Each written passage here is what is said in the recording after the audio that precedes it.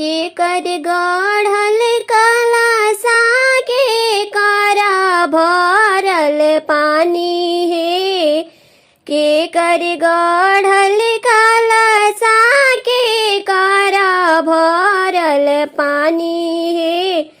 कवन दे दुलरुई के होला ना हवावन हे। कवन दे दुलरुई के होला ना हवावन हे।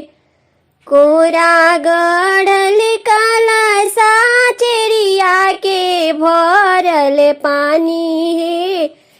कोहरा गढ़ल कलशा चेरिया के भरल पानी है।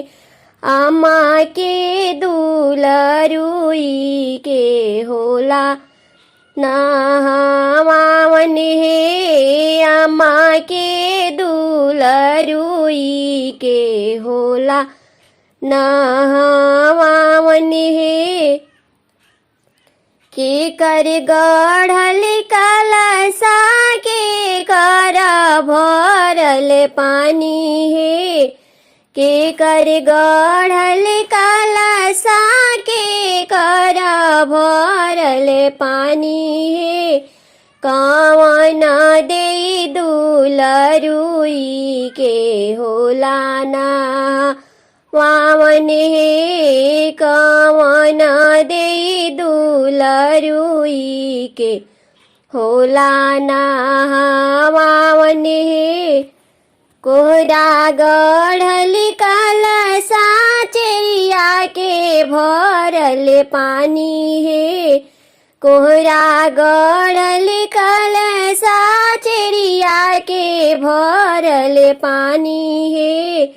चाची के दुलरुई के होला ना हवावन हे। चाची के दुलरुई के होला ना हवावन हे। के कर गढ़ल कलशा के करा भरल पानी है। के कर गढ़ल कलशा के करा भरल पानी है।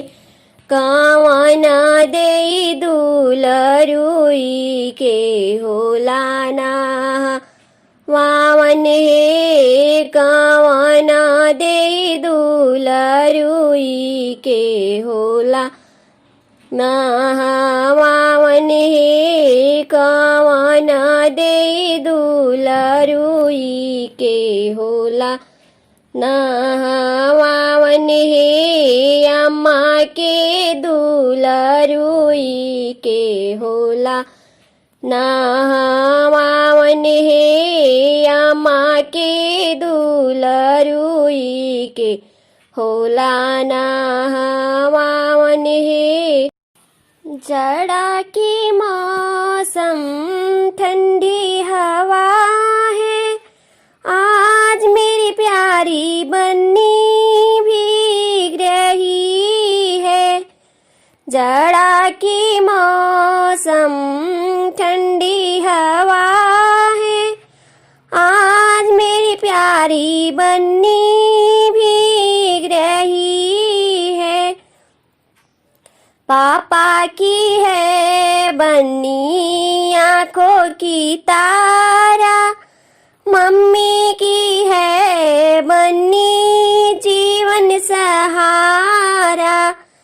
जाड़ा की मौसम ठंडी हवा है। आज मेरी प्यारी बन्नी भीग रही है। आज मेरी प्यारी बन्नी भीग रही है। चाचा की है बन्नी आँखों की तारा। चाची की है बन्नी जीवन सहारा। चाचा की है बन्नी आँखों की तारा। चाची की है बन्नी जीवन सहारा। जाड़ा की मौसम ठंडी हवा है, आज मेरी प्यारी बन्नी भीग रही है। आज मेरी प्यारी बन्नी भीग रही है। भैया की है बन्नी आँखों की तारा, भाभी की है बन्नी जीवन सहारा। भैया की है बन्नी आँखों की तारा, भाभी की है बन्नी जीवन सहारा।